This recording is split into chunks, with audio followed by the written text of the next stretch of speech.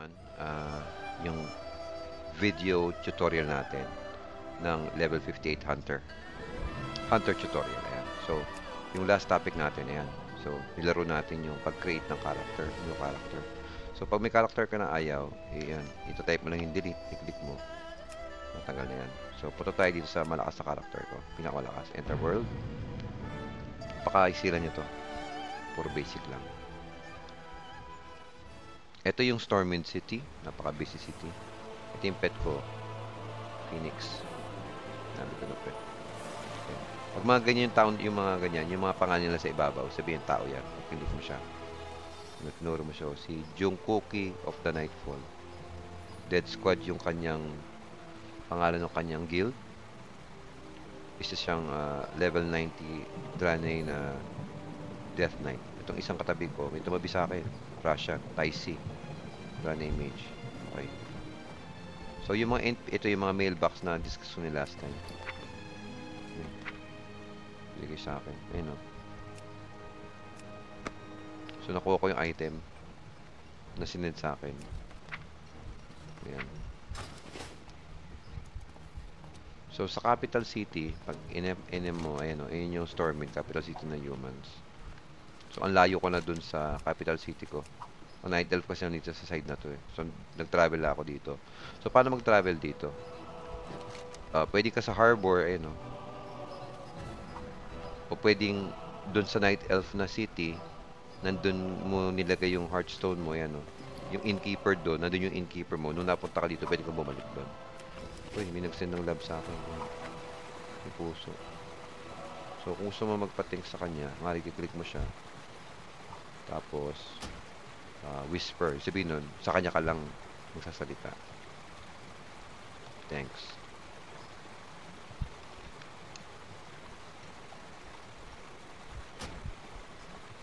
Ayun yung invite to.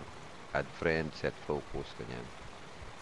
So, ito yung mga skill ko na. Yan, dami ko na skill. So, ito yung sasabi ko kanina na specialization. Dapat wait lang, pakita ko sa inyo yung ano, itong paligid ko. So, pag nag-click ka dyan, kunwari, kinlik mo tulugan na ito, ayun, Gilded Rose. Ito yung auction house. Ayun, auction house. Trader Soul, auction house yan. So, auction house, ganyan yung itsura. I-click mo. Kunwari, gusto mo maghanap ng bow. I-click mo yung bow, search. Lahat ng bow lalabas. Ang mamahal, ayan. Tapos i-click mo. If you replace this item, sabihin, mas malakas pa yung bow ko ngayon. Pero ito, lakas oh. Duong bow, mahal naman. Ay, pang level 77, hindi bagay. Ay, hindi pa kaya pala. Auction house. May bangko to, may bangko. Yung bank, ito yung bangko, ayan. Stormwind Counting House. So, ganito yung tsura ng bank pag punta ka sa bank. Pwede mong i-store yung mga pinakamalakas mong item sa bank. Punta ka dun sa teller. Hello. Ayan, ayun yung mga items ko. Ayan, kung gusto mo ng, ngari, puno na to, bibili ka sa bangko. Cost yan 10. Kung ngari 10, no? Bumili ako na isang slot. Ayan. Bag slots. Ayan. Okay. So, ito yung sasabi ko kanina, na pag nag-click kasi isang item, pag hinold mo yung shift, tapos hinover mo, makikita mo yung comparison. Ayan. Okay, so punta naman tayo sa specialization. Ayan. So, specialization, ayan na. Nakita mo. Dami ko specialization, no? Sa level 10 na-activate yan. Ito yung sinasabi ko. So, pagdating na level 10, papipiliin ka, ano gusto mo? Beast Mastery, Marksmanship, o Survival. Ayun yung mga feature. Marami pang spell yan. Pero ito yung mga pinakamalakas sa spell niya. Nakalagay ko no level mo pa makakuha. Ito yung pinili ko eh. Ayan. Marksmanship.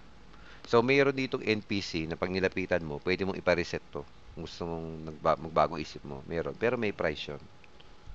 Okay. Glyphs meron din.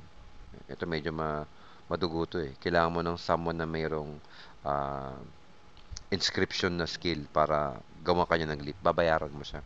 So, magandang ano yun, magandang pati yung pet mo, pwede mo rin baguhin, no? Actually, yung pet mo, makita mo, ayan. Anong pinili mo sa pet mo na klase? Anong gusto mong klase sa kanya? Anong role niya sa'yo? Wala pa akong pinipili. So, yun yung mga quest ko, ayan, nakalagay yun. sa bawat lugar ay yung mga quest ko na hindi ko pa natatapos. Pwede mong i-abandon o pwede mong piliin yung track, bahala ka. So lalabas lahat yan sa left side. So kunwari, teka, palabas tayo dito. Lundag.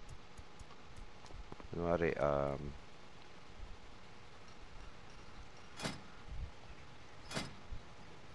Dungeon Finder.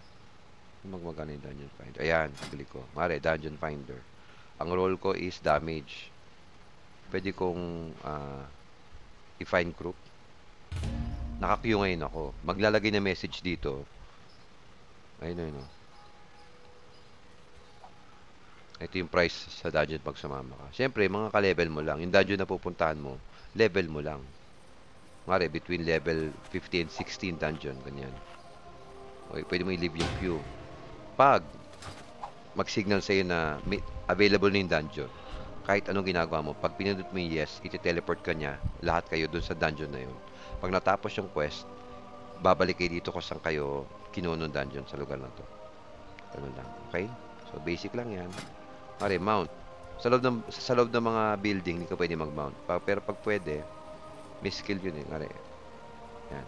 Ang mount ko ito. Yan. Mas mabilis lang yung movement speed mo. Yung tindi ng mount no? Laki oh. Wala. Yan. Diba? May barbershop dito. Makikita mo may barbershop dito. Pero kung gusto mo kunwari lumipad, ipakita ko sa inyo. Ayan o. Sa dulo ng Stormwind yun eh. So, yun lang yung mga basic sa tingin ko na kailangan. Iba self-explanatory at matututunan mo na. So, kunwari kilik mo yung Griffin Master. Greetings. Pwede mo i-select kung saan ka pupunta. O, diba? May bayad syempre yan. Merong wala, pero merong may bayad. Mas mahirap puntahan, mas malaki bayad.